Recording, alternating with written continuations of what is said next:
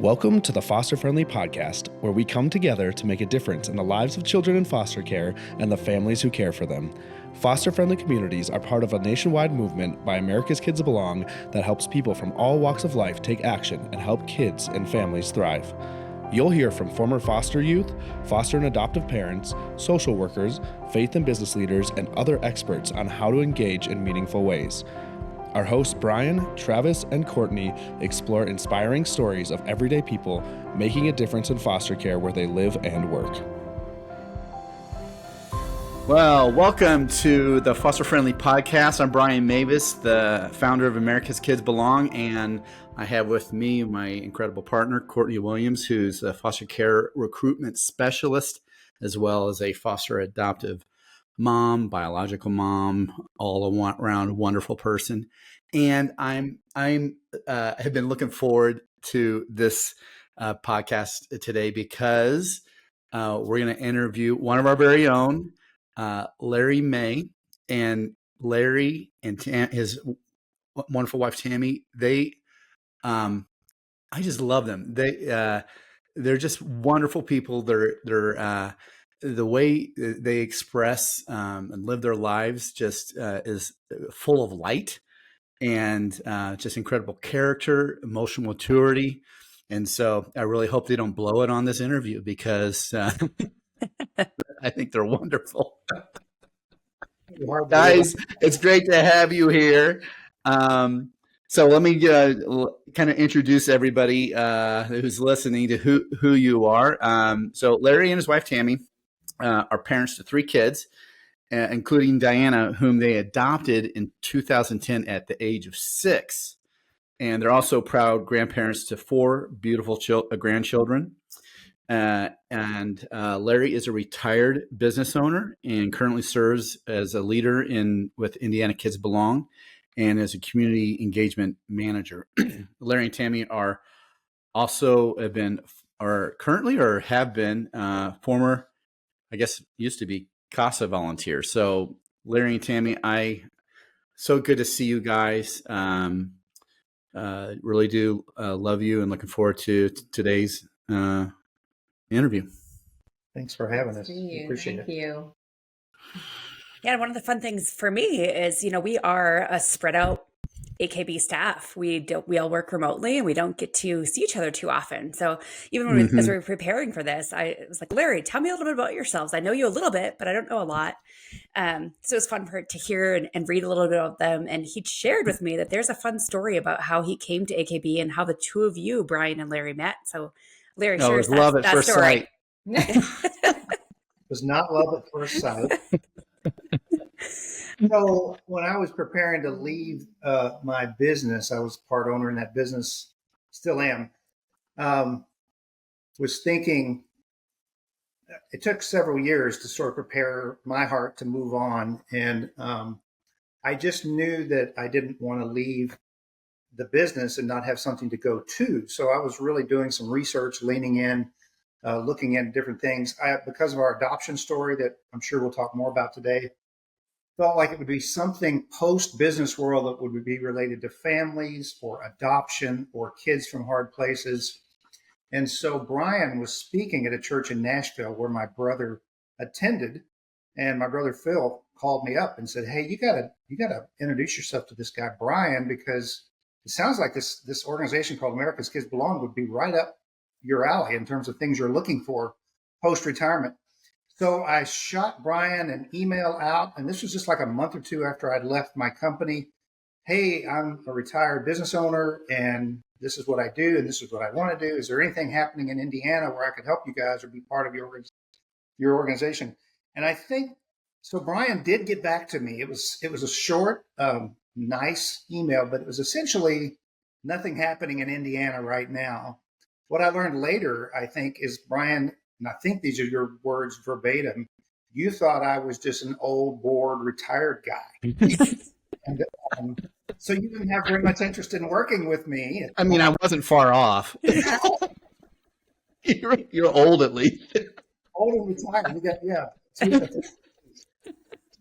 So anyway, it was about a 2.5 year gap then between the time Brian blew me off right after I retired from my business, and when we started Indiana Kids Belong. And fortunately, there was a guy named Ross Chapman who was a mutual friend and introduced us, and so it went from there. But anyway, well, I like every time I get a chance to dig Brian about the old board retired guy thing. I do, because it's been far from boring since we've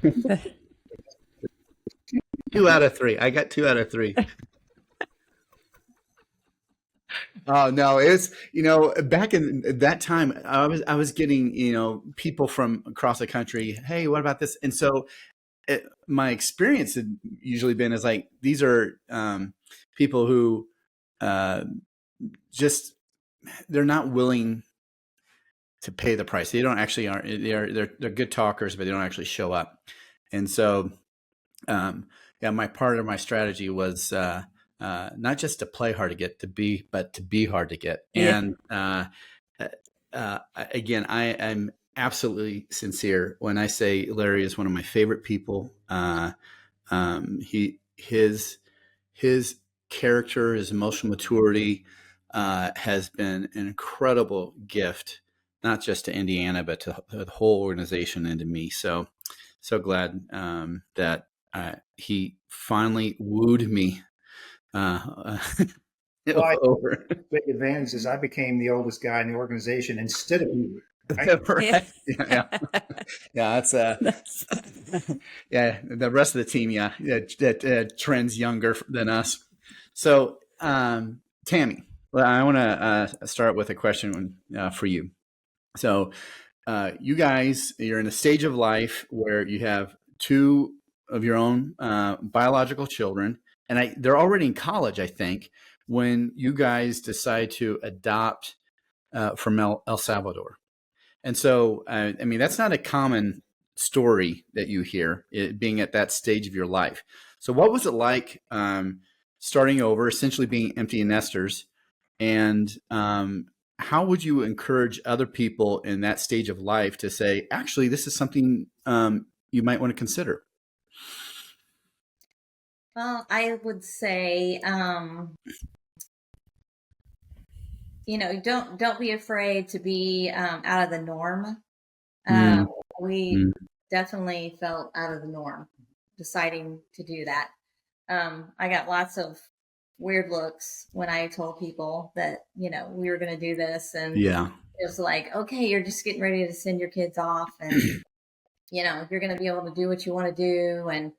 And plus, there's all these risks involved, and, it's trying to scare, just scary thing. And you don't want to do that because that's, who knows what would happen. And,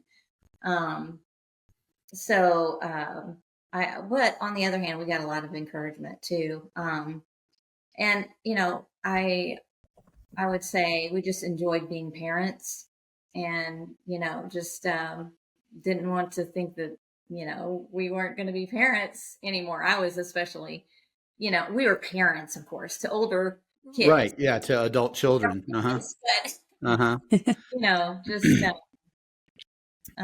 knowing that there are some kids that needed homes, and, I didn't feel like I was done with that. So I don't know if that answers the question. There's you said some stuff that just jogged my memory of a couple of things, quotes. Actually, we have a former colleague, Krista Petty, who coined the phrase not an empty nester, but an open nester. And I love that. They was like, okay, it's empty, but it doesn't mean it's closed. It could still be open. Yeah. And then you guys, you definitely didn't follow the norm. I mean, not only that, then Larry, with an opportunity for you to actually be retired and be on the golf course, choosing to say, I'm not done with making a difference as well. So, which reminded me of a quote as you were talking, Tammie, from the current Pope. I'm not Catholic, but man, I love his quote. He said, ask Jesus what he wants and then be brave. And because that's oftentimes Jesus will tell you, step out of the norm. Absolutely. I mean, that's one of the words that I wrote down. Actually, I like to look at my notes, but yeah, I mean, I feel like, I felt kind of like I was a little crazy, you know. I really did it. Even like with some things that Larry said, he's like, "Oh, are you sure you want to do that?" Uh-huh. So yeah, I felt like I needed to be brave. I mean, probably, one of the bravest things that God's ever called me to do, I would For say. sure. Yeah. Just to even, to feel like I was, you feel like you're going to be supported by family most of the time, but I didn't feel the support, that I really needed even from my family. Yeah, because your family, people do have that expectation of, well, you're in this stage of life. Here's what comes next, and then when you break out of that, they like said, they're like, I mean, who knows what they were saying about behind your back? Exactly. We don't want to be their friends anymore. Yeah. So the willingness to say maybe we're not done yet parenting. Maybe God's not done yet wanting to work through us to help these kids from hard places, and then willing to be brave enough to step out of that normal routine. I mean, that's a message that I think a lot of people at your stage of life need to seriously contemplate. Yeah, and one thing I loved, I can even just tell by watching the two of you, is that it's obviously a partnership thing. I always tell people, do not enter this realm if you're both not on board. Even when we were going to interview you guys, Travis, our coworker, said, hey, you got to do both of them. It really is a story of the two of them together. So I'd love to just hear a little bit more about that. What is that partnership between the two of you, and how do you guys spur each other on, or how did you in this work when maybe other people weren't on your side? You want to take first crack at it? Well, I would say to begin with, Larry was kind of wanting to do it way before I was, when our biological kids were, middle school, later elementary school. And I was like, let me pray about that. No. Turns out God agrees with me. He said, okay, I'll give you a little bit more time to pray about that. Later, when you wanted to do it, I'm like, well, let me think about that. No. Okay. How many years before we kind of got on the same page? I said no, but I'll pray about it. That was a turning point for me. A couple of years. Yeah. Yeah. He said, why don't you try to volunteer, at like the local pregnancy resource center and see how that goes, and go do this and that and see if that'll be good enough for you. Yes, I had the same speech to my wife. Mm-hmm. Yeah. Mm-hmm. Yeah. So I did, and I'm sure I learned and got more brave, than I would have ever been at that point. So I know God had a lot of work to do. I think maybe something not unique, but pretty strong in our marriage is that we don't like doing things that the other one, it's not like, well, I'll do this if you'll do that. We really like to get together on the same page with things. And so if we're not together, we just figure we probably need some more thought and prayer about that to get together. And usually if we're both sincere about that, we'll come together on at least the important things. I mean, that's great marriage advice in general. But especially for something as substantial of like, hey, should we raise another child? Yeah. So, and I love, that you guys, or, you honored each other's answers, you gave each other space, and you end up discovering that maybe there's something that you can do in the meanwhile that can help. And that sometimes that no, it turns out being just a not yet. Mm-hmm. Right. Absolutely. I would say, once we brought Deanna home, then the real work started. Then it was really hard getting her here. But then I really knew that we needed to work together. even more. So, there were times that, I felt stronger and could do more, and he felt stronger and could do more. And, so, there were a lot of, just challenges for sure at the beginning. Just to be able to, kind of lift each other up, when we down. So, one, I like that this is turning out to be a marriage counseling podcast, and but raising kids is hard. So, for most people, it's one of the hardest things they're going to do in their life. How was, since you already had raised two kids into young adulthood, and now you have a new 6-year-old, how did that feel different than your other two? Well, I'll say that the decision was, I've said this many times, the decision to adopt after having two biological kids and no infertility issues, that was the hardest decision personally that I had ever made, because it's not like, oh, we want kids, we need to adopt. We had kids and they were grown. And so we went through all that and we realized how hard that was. So to start over seemed like a big decision. But yeah, then the second time around, we could call it kind of the second time around, Travis and Carly were 3 years apart, and then Deanna was about 12 years younger. I think it was both more exhausting. Yes. Because of our age and stage, but also because she had experienced things and trauma that our other kids hadn't. We didn't understand the whole idea of awareness was completely, we were oblivious to that. But so it was exhausting, but it was also in many ways easier because we had seen the full cycle of things that we used to worry about with our kids when they were younger. We're like, that's not that big of a deal anymore. So I do think that some things were easier, some things were harder. Yeah, the the exhaustion part's real. I mean, parenting is built for younger people. And I once met a group of grandparents who are now principally in charge of raising their own grandchildren.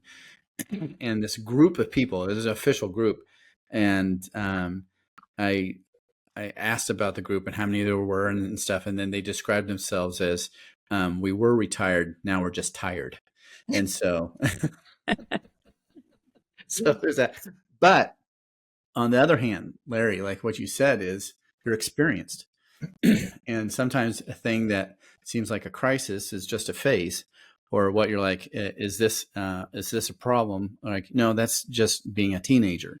And so having that experience, I love the idea of empty nesters, experienced parents, still considering opening up their home to a child who needs a family, because of all that advantage of having experience in your life. Now, so make it clear to those who are listening, you guys adopted internationally from El Salvador, but Larry, you wrote in a blog post that my wife and I were enjoying our comfortable suburban life, happy marriage, rewarding career, 3 children, which so included Deanna, strong church community, and absolutely no idea how many children were living in out-of-home foster care as a result of abuse, abandonment, and neglect. And then you go on to say that once you see that there were more than 400,000 kids in foster care system, that you couldn't unsee it. So you had the experience of adopting internationally, then all of a sudden you're being made aware of the crisis right here in your own backyard. So what did that realization do to both of you? And then how did you work that out in your life? What did you do with it? Well, I kind of wrecked us a little bit. I mean, the whole suburban, we didn't know anybody that knew anybody in foster care. We didn't really know many broken families. We both came from very solid family upbringings and good parents. My mom, my dad, her mom, her dad. So just and sort of Deanna came from El Salvador, but she was really in what would be called the foster care system there. So she was in a residential facility for the first six and a half years of her life before we adopted her.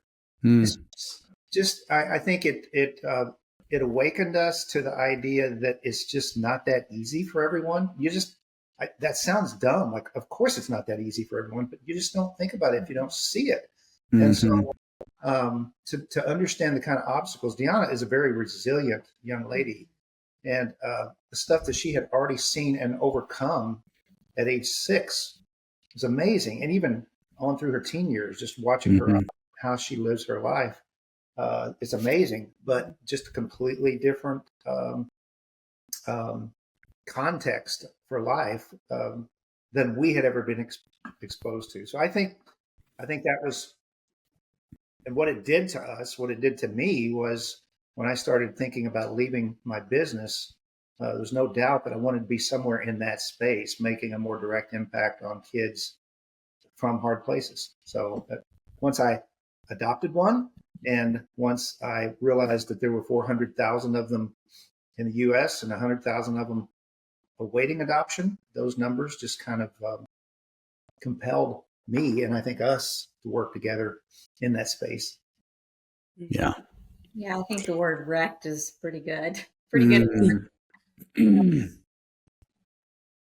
I think, I kind of probably envisioned just, adopting and kind of staying in my own little world with that, and not, but then I think I kind of helped light the fire in him, to, think bigger, which he does a lot. I don't always do that. And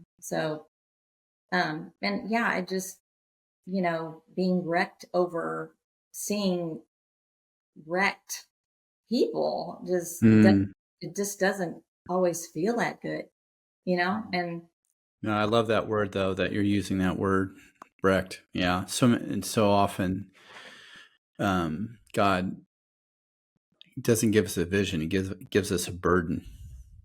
And then we just have to figure out what to do with it. That's exactly what happened. Yep. Yeah, we can't all foster or adopt, right? I mean, I love how you walked the road of adoption, but then you decided there's something else you can do. And there is something for everybody, something each person can do in this realm of foster care to really support the system, support the kids, support the families. But you guys decided to become CASA volunteers. And I know as a foster parent, kind of my lens of what a CASA volunteer is, but I've never been one. So what's it like and what is the whole CASA program? Well, CASA stands for Court Appointed Special Advocate. And it doesn't stand for house? No. In English. Yeah, I had no idea. I think I had known one other person who had done that before, and she was a wonderful person, just a teacher and such a loving Christian woman.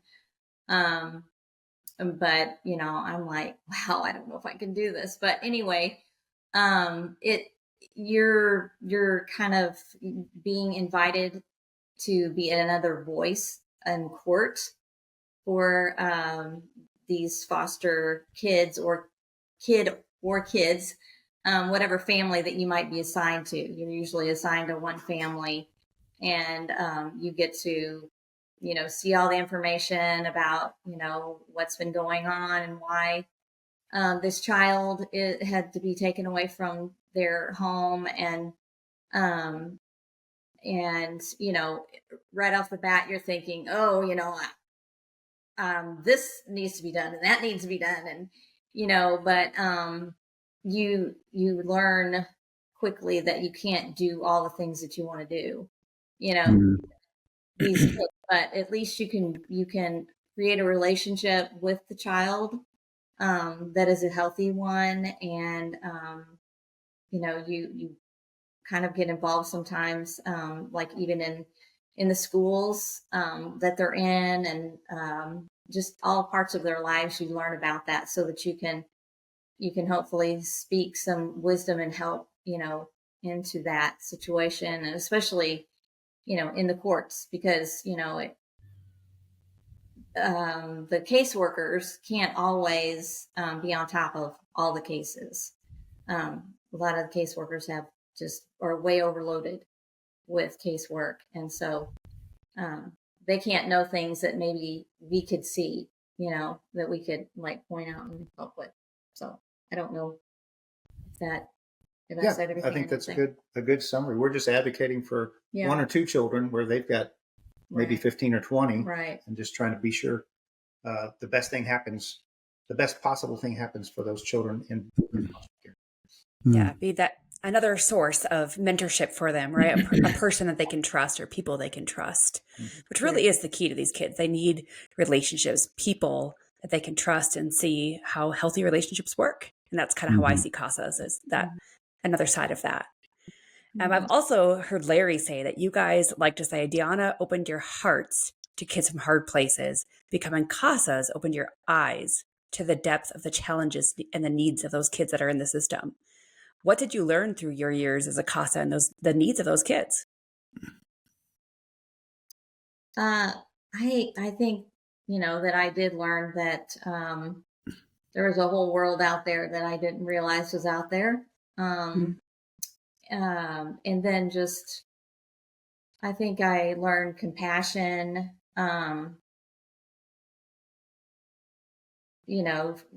because of where some of these people, some of their backgrounds and why they were there, now, because they didn't have, the support and help that I did, whenever I was growing up. And I think I had to learn to be brave, because I'm not a confrontational kind of person. So, and so, I had to learn a new level of bravery, and just being able to, ask good questions, and to listen when I thought I had the answers and I didn't. And, it was good for me too, as well as for them, I think, And I think a little bit about the cycle of foster care too, just that I would often, when I would receive a new case, very quickly get angry at the biological parents for maybe there was something that they did that caused the kids to be removed from their home, or a drug addiction, or a safety issue. And one of the things I would always try to do is get with the parents as soon as I could, and just get to know them, take them to lunch, or take a walk, or whatever. And what I would inevitably, actually for every one of my cases, I could see where their childhood and their upbringing fed back into where they were as adults and as parents. So that just helped me have a better appreciation for how hard that is, how hard it is to break out of that, and just the tough job they have. So again, back to the word compassion. I think being a CASA, if we do it well, we're going to be as compassionate for the parents as we are for the kids. So important. Yeah, I mean, the other word that just keeps coming up is brave as well. So, I mean, I can imagine a lot of people who are just listening to this being surprised to hear that you would take the bio parents out, and that some of these people listening might be intimidated by that. Even if they're compassionate, they could say, "Oh, well, I'm not used to, taking a felon out to lunch and things like that." So what, besides understanding like, oh, their background and stuff, what was it as scary as it sounds like it might be? Not for me. No, I don't know. I don't think so. They're just people. They're people that have experienced trauma and are struggling. Yeah. I'll just affirm that same, with Julie and I, we would do the same thing with our kiddos, their bio parents, and some were in gangs and some were strippers or prostitutes. Gosh, you would get together with them, and they seemed almost childlike, like they were like, "Oh, I've never been with an adult before," like, and it was a weird dynamic. Instead of being intimidated, they were intimidated by you, and so you just had to show compassion and let them know you're rooting for them, and they're shocked by that because they've never had anybody do that for them before.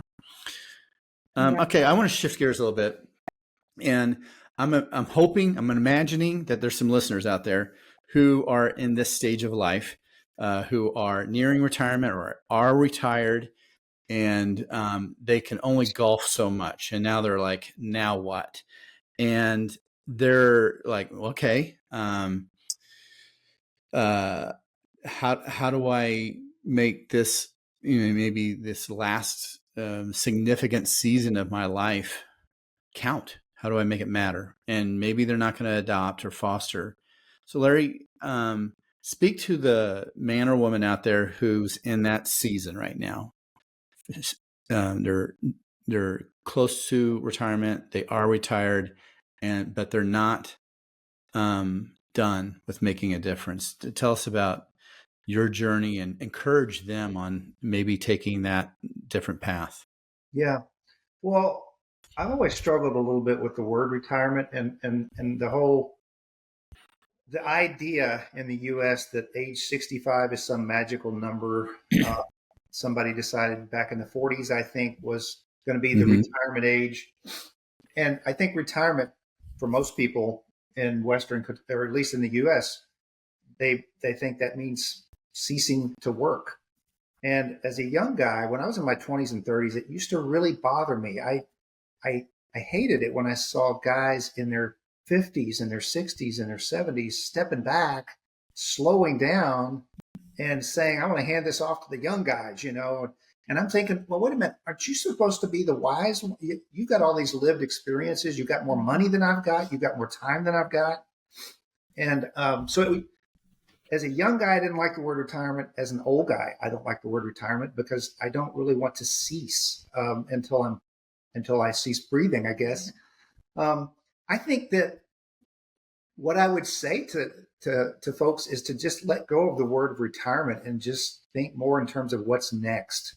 I view retirement. So I left my business at age 57, started at AKB at age 60. That was roughly 5 years ago. And I don't know what my next season will look like, but I just don't see a lot of reason and certainly no satisfaction coming from the idea of ceasing to make an impact on people. Even when I was a business person, a lot of people think, well, let's get out of the business world. Let's get into the nonprofit sector, or let's get a ministry going at church. I think that we're all called where God puts us. Even if you're not a person of faith, I think you can view your life as a calling. And so, what I did in the business world is really not less important than what I'm doing today at America's Kids Belong. And nor would it be if I was called, and some people would disagree with this, but if I was called to be a pastor of a church, I don't think that's a particularly higher calling than being a business guy. We're just called to make an impact. And I think in the business world, there was you spend 8, 10, 12 hours a day with people, you're going to impact them one way or the other. You have a greater opportunity to impact them there.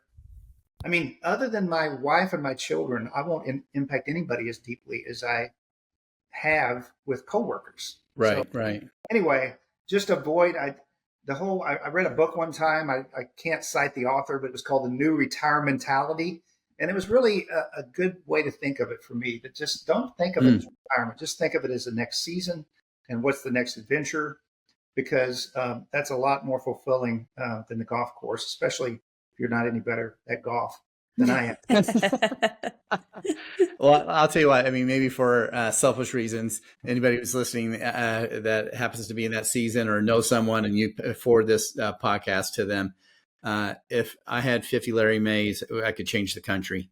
And so there's such advantages. The youth has its advantages with energy and passion. The experience and maturity and wisdom that Larry brought, I like I said, I wish I had 50 Larry Mays helping us out. Tammie's glad that there's only one of me. Couldn't handle that, huh? But Larry, you do continue to make a difference. And it's just awesome to see how you are impacting Indiana's foster care system through helping businesses and faith communities understand how they can be part of that solution and the change. Can you kind of share with us a little bit about what do you do for Indiana's Kids Belong, and what does that look like in the businesses and faith communities that you serve, and what do you see them doing? Yeah. Well, we're trying to inform and engage. I mean, most businesses, I didn't know anything about kids in foster care, had very little knowledge of adoption before we adopted Deanna. Same in the faith community. It's not a matter of, I've really never spoken to anyone about what we do at Indiana Kids Belong, and they say, well, I don't really think that's very important. I mean, anybody that knows what we do recognizes the value of it. So it's really just raising awareness and engaging people where they are. One of my favorite stories, Courtney, is a guy named Alex, a 17-year-old kid that we videoed as part of our I Belong project. And in his video, he was kind of snarky, kind of cocky, and he's like, "Yeah, I want to own my own computer business. I can do anything with computers, and I want to." So he's a 17-year-old guy. He's in the foster care system waiting for adoption. And he's saying, I want to own my own computer business. And so a lady named Angie saw that video and said, well, I can't adopt him, but I own my own IT business. She called us up. Can I give him an internship? She set things up so he could have an internship. I was telling that story to an engineering firm here where I live, and they said, well, does he have everything he needs? And I'm like, well, as a matter of fact, he needs a laptop. And so the engineering firm donated a laptop. Angie donated her time and her business to make an internship happen for this kid. And, that is really, really cool. Neither Angie nor the engineering firm had any connection to adoption or foster care, but they both saw this kid, saw his snarky personality and confidence, and said, hey, I want to do something for this kid. So it's that kind of thing that gets me kind of charged up when we see people that are maybe kind of distant from this space, like I was, but then they say, well, I could do that. Yeah. Okay. I want to land this plane right there. I love that story. And I think it really encapsulates kind of one of the major themes in our time together is, Tammie, you saying, don't follow the norm. And so for our listeners right now, no matter what stage of life you're in, whether you're young or nearing retirement or somewhere in between, I would say, think about what could you do next. I mean, so often we hear people say, I can never do that. I can never adopt. I can never foster. And my retort to them would be, then what can you do? And you guys, like Tammie, I said you were started off with volunteering some things, and then you guys got into CASA. And so the answer isn't nothing. The answer is, well, what's the next small step you can take? And maybe that one small step is the only step you take, and that's the assignment you've been given. And maybe that one small step will lead to other steps. But I love that woman said, I can't adopt, but I can help this Alex with something he cares about. And so for our listeners out there, I hope you take inspiration from Larry and Tammie, who said, what can we do? What can we do next? And don't begrudge the step you take. Don't look down on yourself to say, well, it's not fostering, it's not adopting. We had the same story.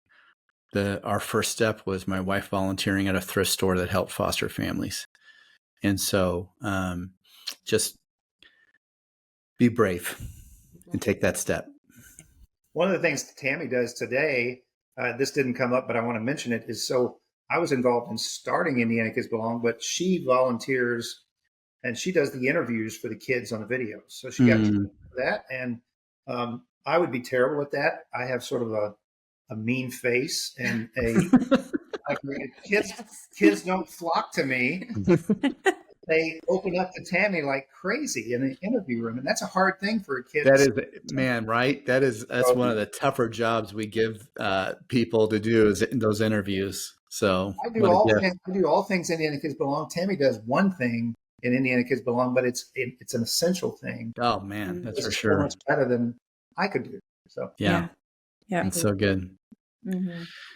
Well, you guys, I'll say it one more time. Love you guys, and thank you for your wisdom and for your example. And that I think a lot of people feel like maybe the thing that they're thinking about is too crazy, and then when somebody else does it, that gives them the bravery they need to say yes. So thank you so much. Yeah, thank you guys. Thanks again for having us. Thank Great you. talking to you. It was good talking. We hope you enjoyed today's episode. If so, will you help us reach more people by subscribing, sharing the podcast with a friend, and leaving a 5-star review? If you've been inspired by what you've heard today and want to learn more of how you can make a difference for kids in foster care and the foster families where you live, visit americaskidsbelong.org. We depend on individual donors to fund our work. We'd be grateful if you would consider joining us as a monthly donor. Visit americaskidsbelong.org to make your tax-deductible donation. Thank you.